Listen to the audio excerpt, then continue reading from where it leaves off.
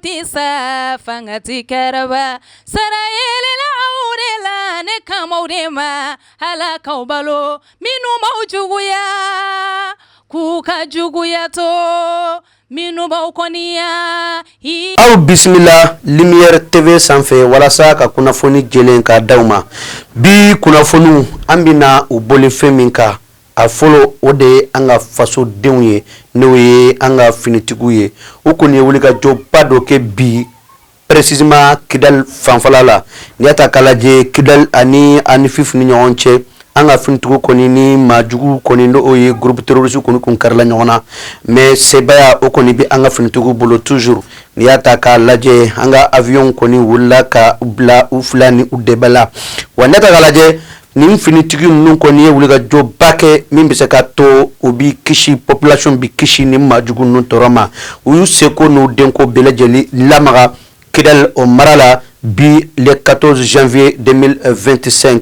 chef d'état-major général des armées u ka kuma don hali sisan Mali armée ka kunnafoni na chef d'état-major général des armées a y'a jira k'a fɔ ko nin waati laban ninnu na n'i y'a ta k'a lajɛ k'a daminɛ le 12 fo le 13 juillet 2025 an ka finitigiw kɔni ye frappe aérienne camanba de baden kɛ ka ɲɛsin terroriste jugu ninnu ma n'i y'a ta k'a lajɛ an ka yɔrɔ damadama dɔ la sabula wulikajɔ ni baaraw bɛɛ lajɛlen bɛ ka kɛ min bɛ se ka to ninnu kɔni o bɛ se ka daga bɔ an da la o de la n'i y'a ta k'a lajɛ région min wele ko Kayi o kɔni o mara la wulikajɔba kɛra an ka finitigiw fɛ wa Nara fana fanfɛ a fana kɛ région na wulikajɔba fana kɛra an ka finitigiw fɛ chef d'état-major général des armées a y'a ɲini ko maliden bɛɛ lajɛlen ka fara ɲɔgɔn kan u ka dɛmɛ don an ka finitigiw ma bɛ se ka to u bɛ se sɔrɔ juguw kan n'an bɔra yen n'i y'a ta k'a lajɛ waati min n'an bɔ o kɔnɔ n'i ye an ka robinɛw ta k'a lajɛ gɛlɛyaba bɛ an ka robinɛw ka jiko la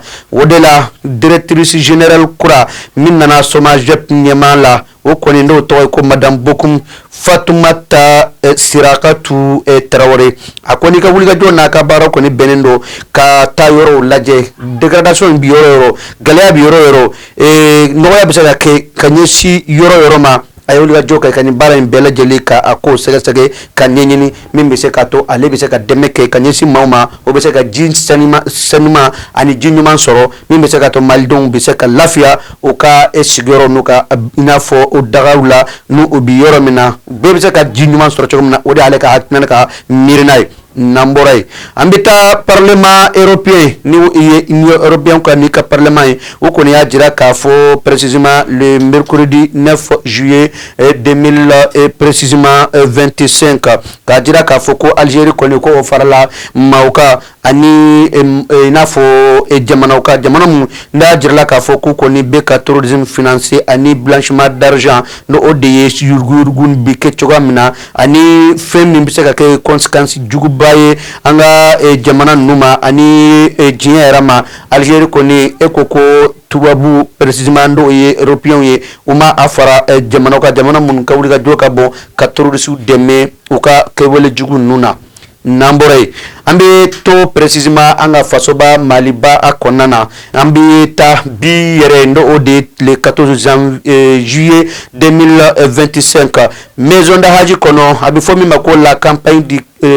lancement de la campagne du Hajj 2026 a kɔni baaraw n'u donna bi sɔgɔmada in na ministre min ka baara ɲɛsinnen don i n'a fɔ diinako ani culture fo ka taa bara a fara coutume kan n'o tɔgɔ ye ko docteur Mamadou Kone ale kɔni ko in bɛ ɲɛmaa b'a bolo a bɛ maa min ka yamaruya kɔnɔ o de ye général du corps général d'armée n'o ye Asimi Goïta n'i y'a ta k'a lajɛ nin cɛba in n'o ye ministre Mamadou Kone ale sigilen maa damadama tun b'a kɛrɛfɛ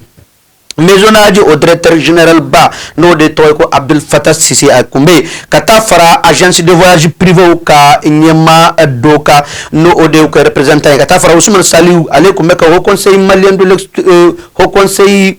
conseil islamique du Mali ko représenter fo ka taa fara ambassadeur de l'Arabie Saoudite o fana kun bɛ kɛnɛ in kan n'i y'a ta k'a lajɛ wulikajɔ ni baara ninnu kɔni kɛra an ka maa minnu fɛ o de ye tɔgɔ ye ko Cɛdo Daw ani Amadou Sala Touré an ka jɛ an ka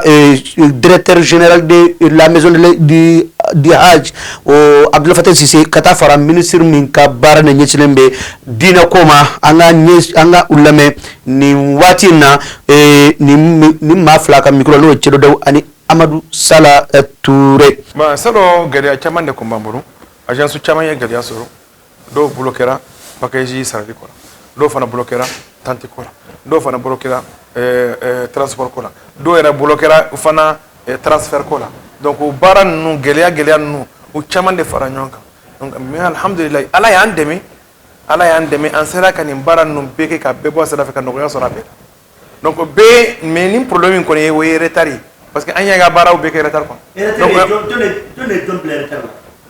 donc bon am se ga foko retard kera retard sugu ya sabadi agence ma contrat non ke jona uma contrat de package ni tante non ke jona uma logement non fana ke no ka watida compagnie aérienne fana ma u ka soloti wori non sara watida hijina fana mi ya ka mi kangana war saraka wala min kangana wori saraka to ko sabi ale fana mana watida donc ni retard adobe bela don kata donc ni retard chaîne de do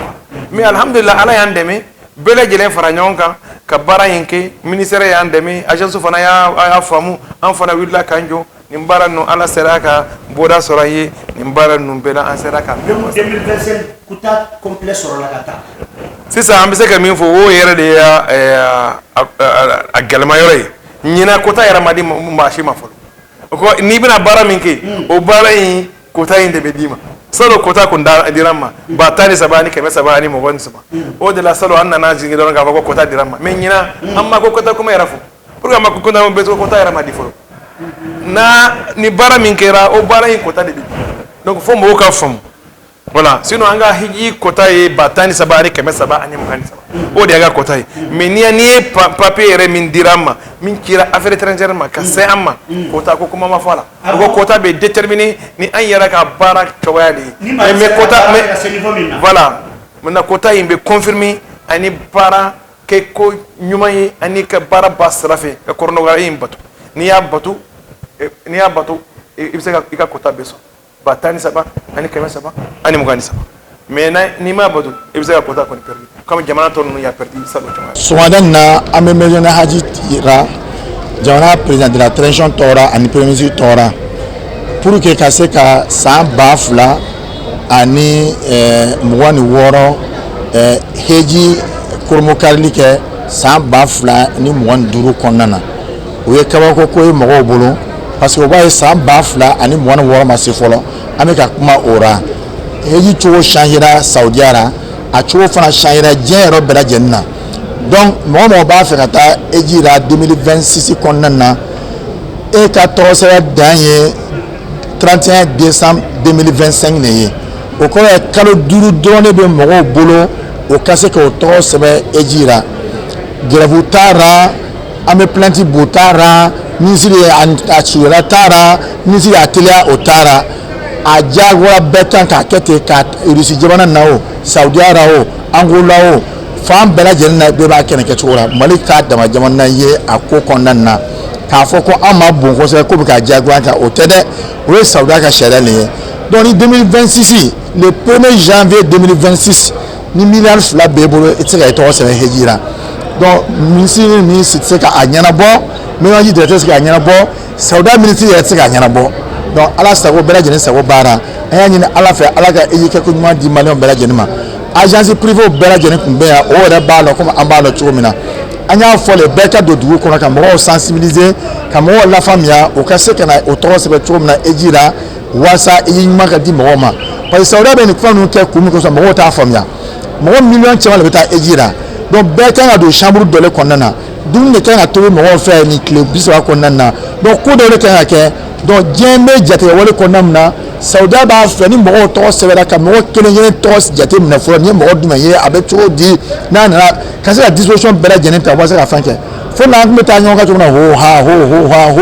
wa so jate wale kun te jen kun ga di mo kun la fende saudi jona bana olema o na ma ka mata ke olefe ande de wa sheda ko kuma vlene asongo na amirom na folo maliya kumalo amirom na folo ani sɔrɔ ta sɔngɔ bɛɛ kelen mais ni saudiya mɔgɔ bala kana bɔ ka dɔ wɛrɛ fɔ an ɲɛna ka dɔ fara fɛn dɔw kan a bɛ fara kan fana dɛ mais an bɛ yɔrɔ min na foyi ma fara kan i ka kuma ɲɛna kojugu. n'an bɔra yen ka ninnu lamɛn an bɛ a fɔ ɲɛna k'a fɔ ko groupe lumière ka wuli ka jɔ n'a ka baara bɛɛ lajɛlen o bɛnnen don bɛ se ka to aw bɛ se ka kunnafoni ɲuman sɔrɔ o de la n'i y'a ta k'a lajɛ nin waati laban ninnu na an bɛ ka baara kɛ kosɛbɛ ni agence ye minnu ka baara ɲɛsinnen bɛ haji ko ma o de senfɛ n'i y'a ta k'a lajɛ an bɛ wuli ka jɔ fana na coupe de groupe lumière o kɔni a demi-finale filanan kɔni o kun cɛra sibiri tɛmɛnen n'i y'a ta k'a lajɛ o sibiri don kelen n'i ye wulikajɔw ta k'a lajɛ mali kunnafoni dila presse écrite olu ni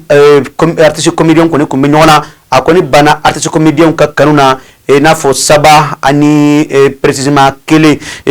min taara i n'a fɔ turobi la après 3-3 de i n'a fɔ match donc turobi kɔni mɔgɔ saba bɔra ka turobi kɛ donc mali kunnafoni dilaw kɔni ka ballon fila o mɛnna ou bien a bɛ se k'a fɔ k'a labɔra comédien ka gardien fɛ o de y'a to olu kɔni ye 7 contre 1 ka taa